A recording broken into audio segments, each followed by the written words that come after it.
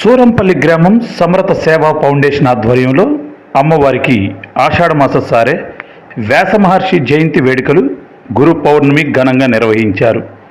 ఈ కార్యక్రమంలో 280 మంది భక్తులు పాల్గొన్నారు.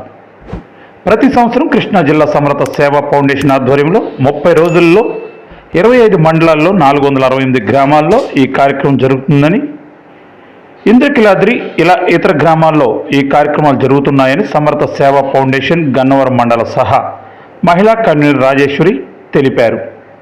అందులో భాగంగా సూరంపల్లి గ్రామం గంగానమ్మ, మద్దిరావమ్మ, పోతురాజు మీదుగా కోదండ సీతారామాలయం అమ్మవారికి సార సమర్పించడం జరిగిందని గన్నవరం సబ్ డివిజన్ ధర్మ ప్రచారక్ ఎడవల్లి పాండురంగారావు తెలిపారు.